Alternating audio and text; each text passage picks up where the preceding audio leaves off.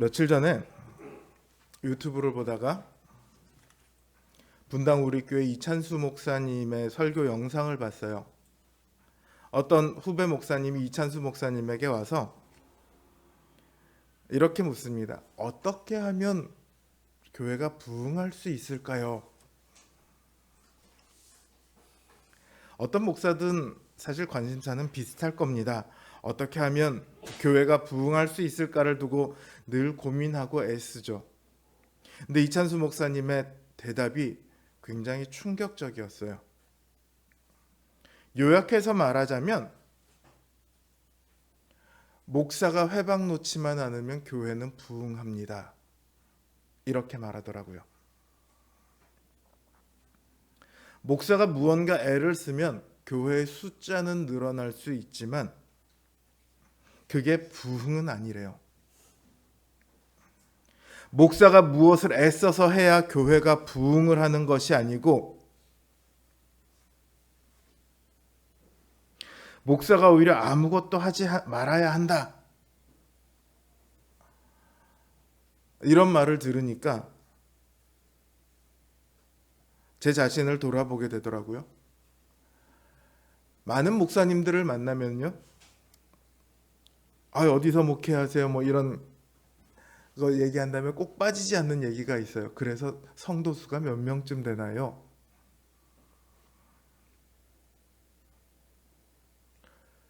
성도 수가 그 목사를 판단하는 잣대가 돼요.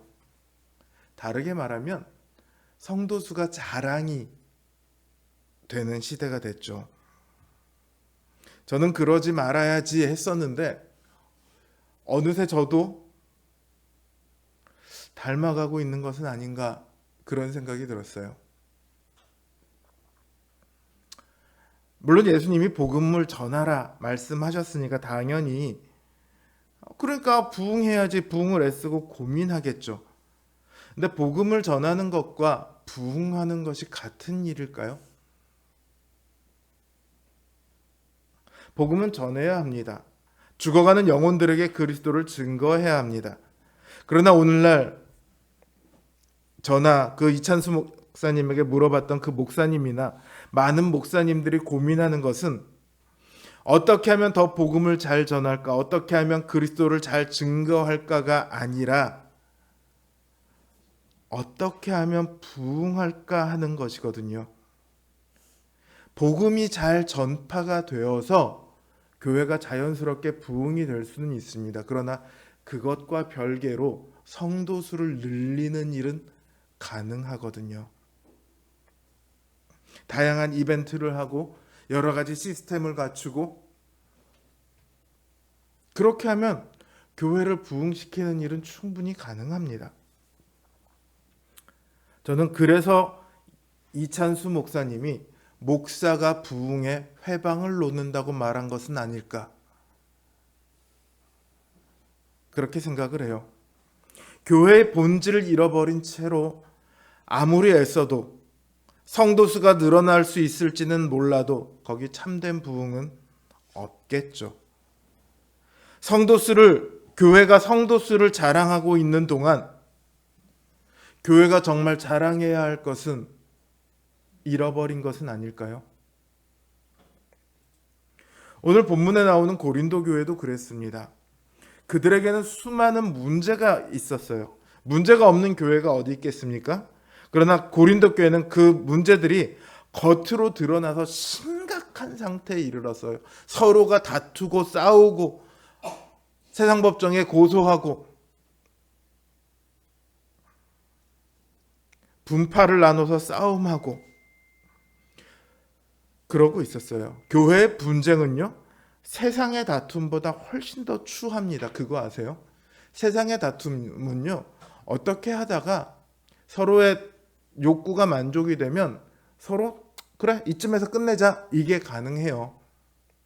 적당한 선의 타협이라는 게 있습니다. 근데 교회 내의 분쟁은요, 종교의 이름으로 싸움을 하잖아요. 이건 어떤 거냐면 나는 옳고 너는 틀렸다가 되는 거예요. 중간에 타협이 없어요. 나는 거룩하고 상대는 마귀야 라고 생각하니까 그 싸움이 얼마나 치열하겠습니까? 바울은요, 이 고린도 교회의 분파가 자기들은 거룩을 위해 싸우고 있다. 누가 더 거룩한지, 우리가 더 거룩함을 따라갈 거야. 이러고 있다라고 자기들은 이야기를 하지만 그것은 사실은 세상의 지혜를 쫓는 일이다. 이렇게 말을 합니다. 그러면서 이사야서 29장 14절을 인용해요.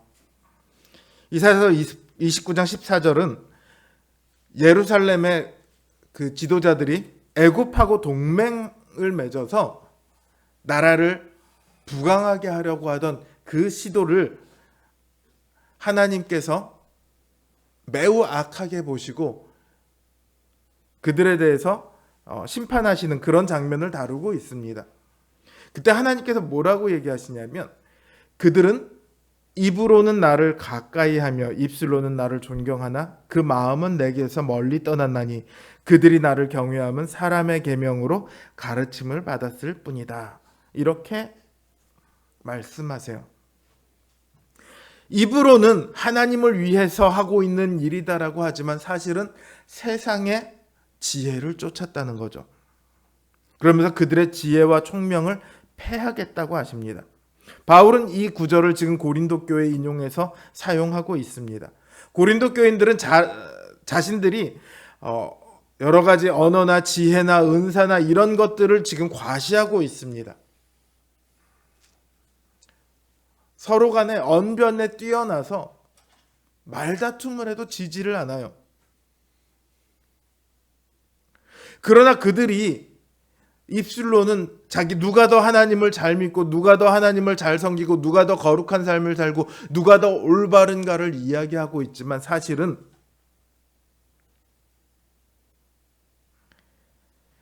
그들의 마음이 하나님에게서 멀어져 있다는 것을 말하죠. 그들은 은사로 받은 것들을 자신의 자랑거리로 삼습니다. 남들을 깔보는 수단으로 사용합니다. 분파를 나누어서 망령된 일을 행합니다.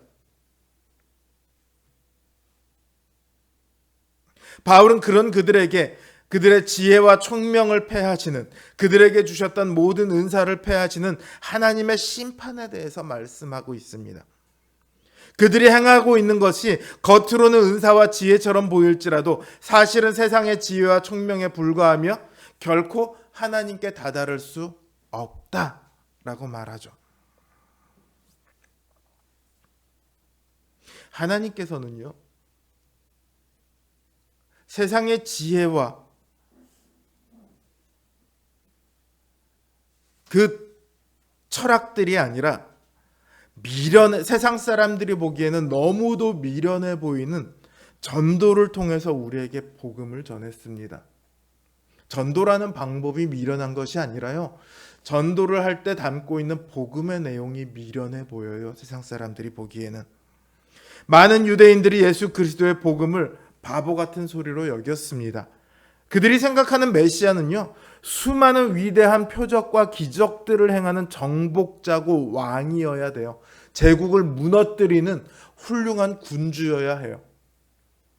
그러니 십자가에서 죽어버린 예수가 메시아라는 말을 그들은 결코 받아들일 수 없습니다. 헬라인도 마찬가지죠. 헬라인들에게 십자가는 어떤 거냐면, 십자가 처형은 로마인들이 반역자나 제국 평화에 혼란을 가져온 사람들에게 본때를 보여주기 위한 형벌이에요. 공개적으로 고문하고 처형을 통해서 누구도 로마의 권력을 두려워하도록 그렇게 고안된 게 바로 십자가형입니다. 그러니 그렇게 십자가에서 죽은 예수가 구원자라는 말을 그들은 결단코 받아들일 수 없습니다. 유대인에게도 헬라인에게도 예수님은 메시아가 아니라 그냥 실패자일 뿐이죠. 그들은 자신들이 도저히 이해할 수 없는 그 복음을 결코 진리가 아니라고 생각을 했습니다. 오늘날도 사실은 마찬가지죠. 세상이 가장 받아들이기 힘든 것은요, 하나님의 아들이 이 땅에 오셨다, 이거 아니에요. 예수님이 우리 죄를 위해서 대신 죽으셨다, 이거 아니에요. 예수를 믿으면 구원받는다, 이거 아니에요. 가장 받아들이기 힘든 게 뭔지 아세요? 값 없이 구원이 주어졌다는 거예요.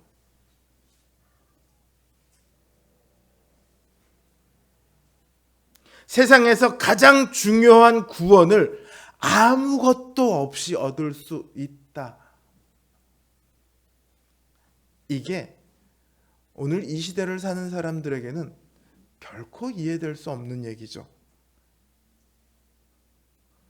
여러분들 주변에 누군가가 만약에 권 목사님이요, 허니가 권 목사님한테 와서 아빠 어떤 회사가 있는데 내가 가서 한 달만 일하면 3억 원을 준대.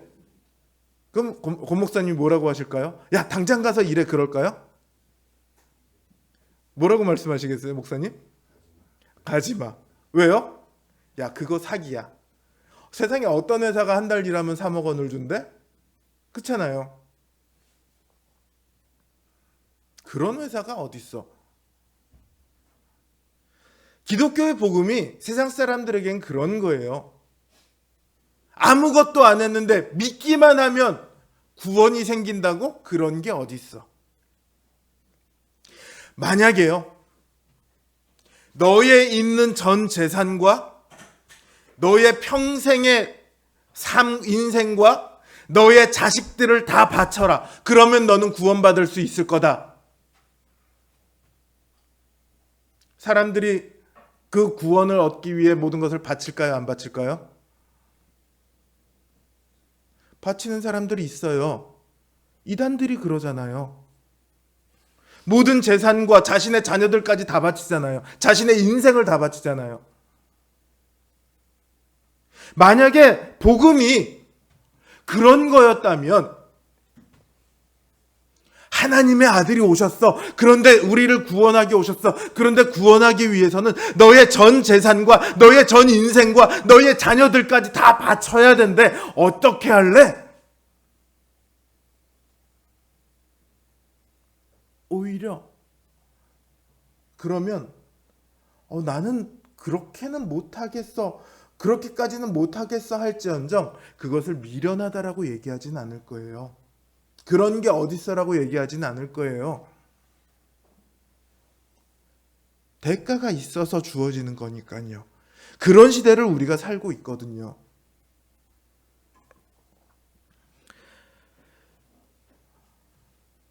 그러나 이 인간이 이해할 수 없는 바로 그곳, 거기에 복음이 있습니다. 하나님의 지혜가 있어요. 하나님의 일하시는 방식은요, 우리가 보기에는 이해할 수 없는 것 투성이입니다.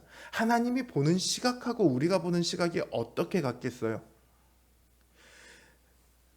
제가 집사람 차를 타거나 집사람이 운전하는 차 옆에 조수석을 타거나 혹은 제가 운전하고 집사람이 조수석을 탈 때 늘 옆에 있는 사람은 그런 생각을 해요. 조금 더 빨리 꺾지, 조금 더 빨리 차선 옮기지. 운전하는 방식이 서로 다르거든요. 그러니까 나 같았으면 벌써 옮겼을 텐데 왜 아직 차선을 안 바꾸지? 이런 생각들을 해요. 좀 더 일찍 브레이크를 밟아야지, 이런 생각들을 하죠. 하나님과 우리 사이에요, 그냥 방식의 차이가 있는 게 아니라 능력과 지혜 자체의 차이가 있어요. 우리는 그분이 일하시는 거를 조금도 이해할 수 없습니다. 그래서 인간은요, 복음을 이해할 수 있냐면 이해할 수 없어요. 복음은요, 인간에게 이해의 대상이 아니라 믿음의 대상일 뿐입니다. 믿고 나야 비로소 이해가 되는 게 복음이더라고요. 그래서 하나님의 이 복음은요, 하나님의 지혜가 나타나기도 하지만 동시에 믿음을 불러일으키는 하나님의 능력이 같이 나타납니다.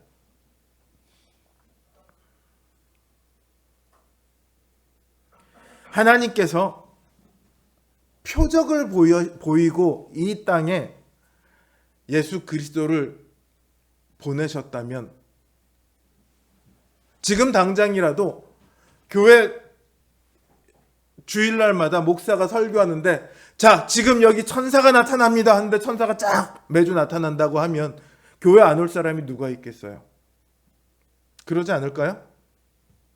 자, 지금 저 악한 사람들을 하나님께서 심판하십니다.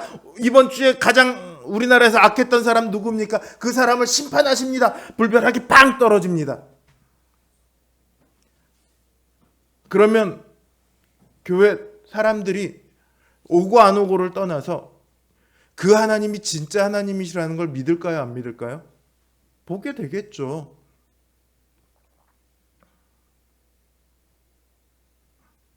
하나님께서는요, 그런 방식이 아니고요. 복음에다가 능력을 부여하셨어요. 복음을 통해서 사람들이 믿게 하셨어요. 왜냐하면 어느 누구라도 아무리 지혜가 없는 사람이라도 아무리 배우지 못한 사람이라도 심지어 글자를 모르는 사람이라도 누구나 복음을 믿을 수 있도록 하기 위해서입니다. 실제로 신학 공부를 하신 분들 중에 많은 분들은요, 오히려 하나님을 믿지 못하는 경우가 있습니다. 그분들은 세상의 지혜를 가지고 하나님을 알려고 시도했기 때문이에요. 아주 똑똑하고 공부를 많이 했지만 그런 분들은요, 하나님을 알지 못합니다. 그런데 지혜가 없는 분들은 복음을 이해하려고 애쓰지 않아요. 그저 말씀이 알려주는 대로 믿을 뿐입니다. 그러니까 구원을 받았다고 해서 자신들의 재능이나 지식 때문에 하나님이 자신을 선택했다 이런 말을 할 수가 없죠. 그들은 자랑할 것이 하나도 없거든요. 사도 바울이 유대 사회에서도 가장 똑똑한 사람이었고요. 헬라 사회에서도 굉장히 똑똑한 사람이었습니다. 그러나 사도 바울이 그 똑똑한 지식을 가지고 무언가를 하고 있을 때 사도 바울은 어떤 일을 했습니까? 예수 그리스도를 대적하는 일만 했어요. 그러나 그 모든 것을 배설물과 같이 여기고 똥처럼 여기고 다 내던져 버렸을 때 그는 예수 그리스도의 위대한 사도가 되었습니다. 그의 인생에는 바울의 능력이 나타나지 않았어요. 그의 인생에는 바울의 재능이 나타나지 않았어요. 오직 예수 그리스도의 십자가의 능력만이 나타났습니다. 하나님은요, 똑똑하고 재능 많고 재산 많고 무언가를 하나님께서 바쳐서 구원을 얻을 만한 사람을 부른 것이 않았어요.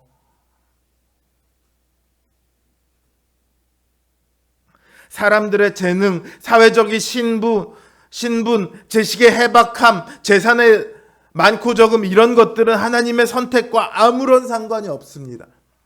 예수님의 사도들을 보십시오. 갈릴리 촌동네 어부예요. 성경을 잘 알고 있는 바리새인들이나 서기관들이 아니에요. 그들은 의로운 사람들도 아닙니다. 가장 죄인이라고 손가락질 받고 있던 세리인 마태도 예수님의 사도들 중에 한 명이었어요. 용감한 사람인가 하면 그렇지도 않습니다. 예수님 잡혀가시던 밤에 다 도망갔었어요. 그들은 정직한 사람인가 하면 그렇지도 않죠.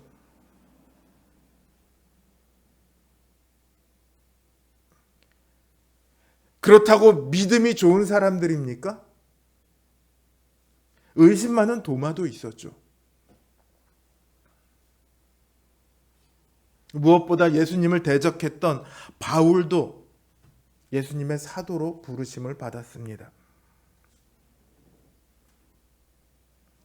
자랑할 것은 자신의 재능, 지혜, 신분 이런 것이 아닙니다. 자신의 업적이 아니에요. 내가 어떤 일을 한 사람인 줄 알아? 그것은 교회에서 하나도 중요하지 않습니다. 심지어 내가 교회 안에서 무슨 일을 했는지 알아? 내가 이 교회를 설립할 때부터 있었고 이 교회를 위해서 내가 헌금을 얼마를 했고 그래서 이 교회를 지었고 이 교회 저 1억 원짜리 그랜드 피아노를 내가 사다 놨고 그런 거 하나도 중요하지 않아요.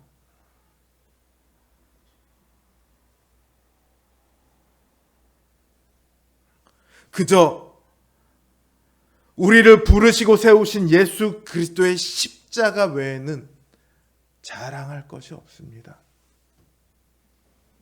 교회는 그리스도의 십자가 위에 세워졌어요. 그리고 그 십자가에서 벗어나는 순간 세상과 똑같아집니다. 내가 재산을 자랑해요? 내가 내 업적을 자랑해요? 내 재능을 자랑해요? 내 지식을 자랑해요? 세상에서 하는 자랑이에요. 그거는 내 지식으로 구원을 얻은 것이 아니고 내 열심으로 구원을 얻은 것이 아닌데 교회 안에서 내가 무엇을 자랑할 수 있습니까? 내가 매일 설교하는 목사니까, 내가 이 교회의 장로니까, 내가 이 교회의 집사니까, 내가 이 교회의 성가대니까, 내가 식당 봉사하는 사람이니까, 내가 반주하고 있으니까 그게 뭐가 중요하냐고요.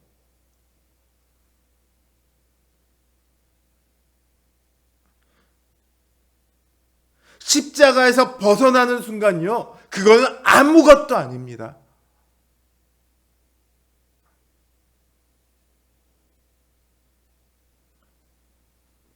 오직 예수 그리스도의 십자가에만 우리의 거룩함과 우리의 의로움과 우리의 구원이 달려 있습니다. 이 십자가가 우리의 기준이 아니면 그건 교회가 아니라 세상이 될 뿐이에요. 그래서 바울은 주 안에서 자랑하라고 말합니다. 주 안에서 자랑하라는 말은요, 나는 죄인일 뿐이라는 사실을 알고 하나님의 백성 된 것이 주님으로 말미암아 된 줄 생각해서 주님께 감사하는 거예요.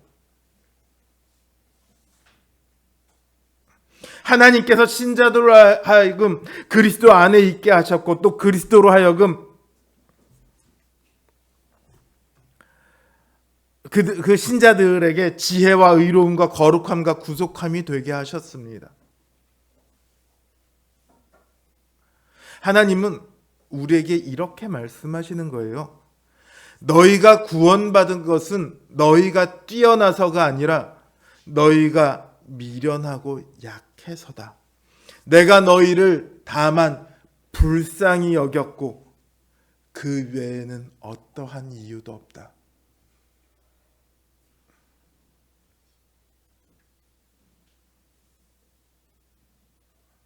우리가 가진 모든 것이요, 다 은혜로 얻은 것입니다.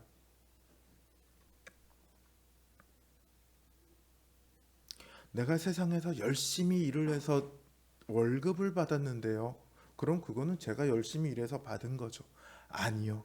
신자가 되기 전에는 어쩌면 그 얘기가 맞을지도 모르겠어요. 그러나 신자들에게는 그렇지 않아요. 하나님께서 우리를 교회 안에 있을 때만 돌보십니까? 우리의 모든 일거수일투족을 매 순간을 하나님께서는 지켜보시며 보호하십니다. 우리가 얻은 모든 것이요, 하나님의 일하심 없이는 단 하나도 된 것이 없어요.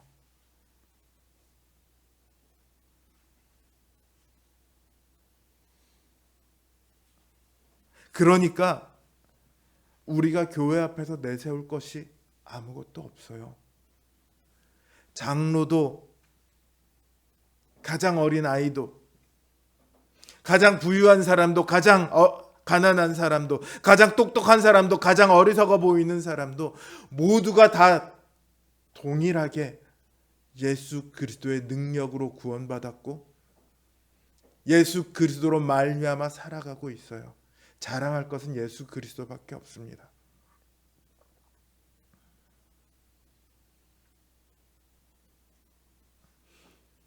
교회 앞에 더 이상 내세울 것도 없고 주장할 것도 없고 요구할 수도 없는 사람들이에요. 제가 그런 분을 봤어요. 내가 헌금을 얼마를 했는데 교회가 이런 일을 하는데 왜 나에 대해서 배려를 안 해줍니까? 마치 자기가 교회로부터 무언가를 얻을 자격이 있는 사람인 것처럼 말을 하더라고요. 얼마나 그 이야기가 어리석은 말인지. 세상의 지혜로는 가장 똑똑한 말이죠. 자기 권리 자기가 찾아야죠. 그게 세상이잖아요. 그러나 교회는 그렇지 않아요.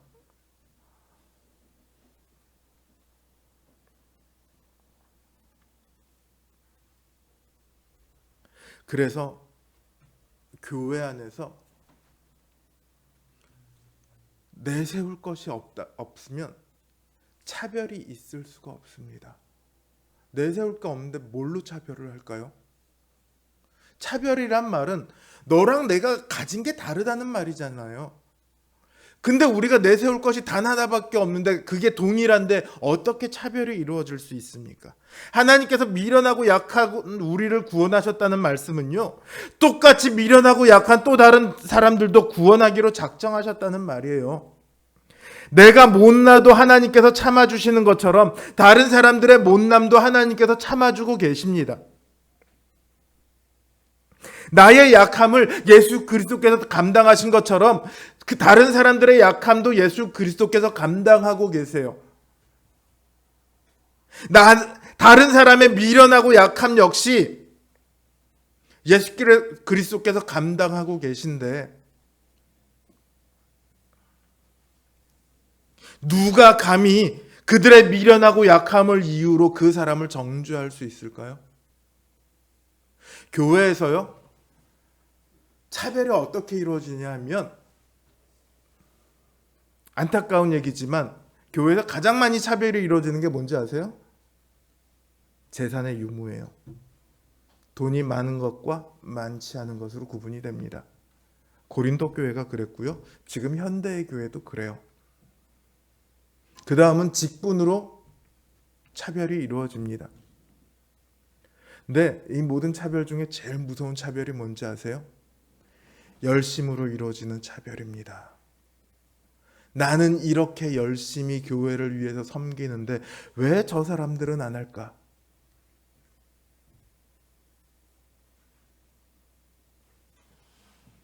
이게 제일 무서워요. 그 차별은요, 결국은 교회를 무너뜨립니다.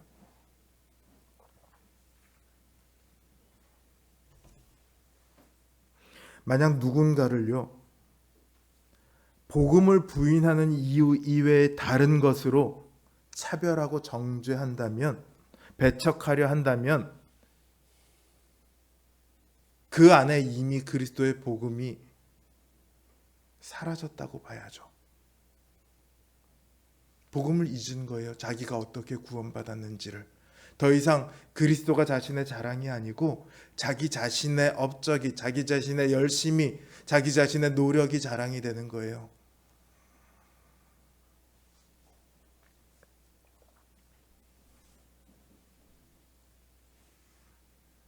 신자로서 여러분은 무엇을 자랑하십니까? 무엇을 자랑하시겠습니까?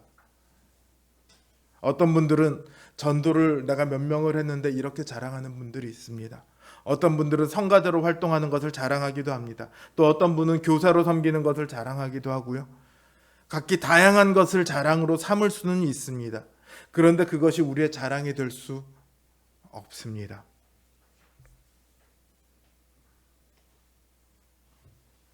제가 앞에서 목사에게 성도수가 자랑이 되는 시대라고 말씀드렸는데 성도들도요, 큰 교회를 다니는 것을 자랑으로 삼는 분들이 많이 있습니다.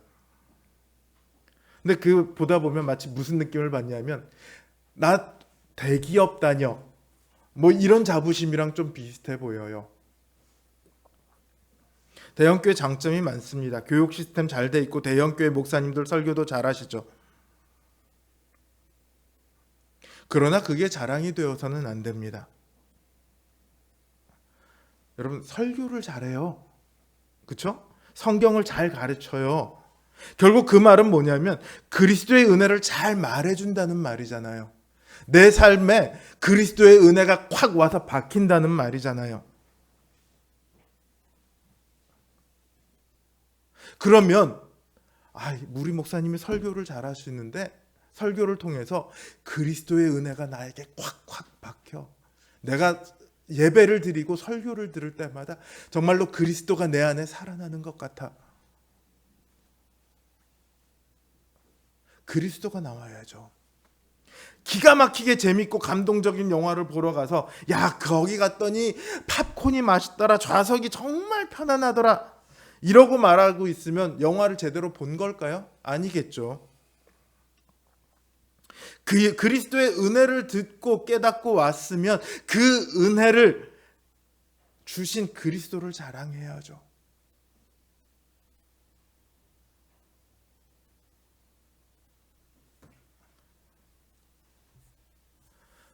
우리의 모든 믿음은요, 복음에서 출발해서 복음으로 끝이 납니다. 이 복음 안에 머물기 위해서는요, 우리가 늘 우리에게서 뭘 봐야 하냐면 연약함을 봐야 됩니다. 우리의 연약함을 봐야 됩니다. 세상은 연약함을 감춥니다. 그러나 우리는 감춰야 할 이유가 없어요. 우리의 연약함은 더 이상 부끄러움이 아닙니다. 우리의 부족함은 더 이상 슬픔이 아닙니다. 우리의 연약함은 우리를 더욱 주님 앞으로 이끌어줍니다. 우리의 연약함은 우리 삶에 하나님의 능력을 경험하게 해줍니다. 그 연약한 자들만이 심령이 가난한 자로 주님 앞에 설 수 있습니다. 그 연약한 사람만이 모든 삶을 하나님께 의지하는 기도자로 하나님 앞에 서게 합니다.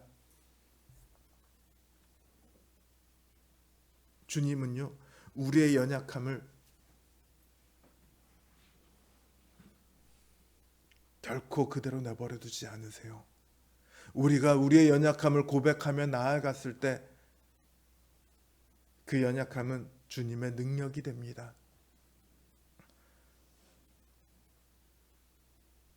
주님은 우리의 능력을 사랑하지 않으셨어요. 주님은 우리의 뛰어남을 사랑하지 않으셨어요. 주님은 우리가 주님의 부르심을 들었고 주님을 믿었다는 그 이유 하나만으로 우리의 구주가 되어 주셨습니다.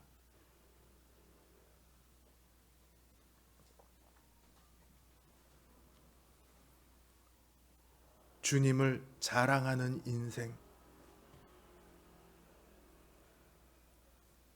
그것은 바로 우리의 연약함을 주님 앞에 있는 그대로 내어놓는 삶이며 주님의 도우심을 간구하는 삶이며 나의 모든 것이 주님으로 인해 되었음을 고백하는 삶입니다.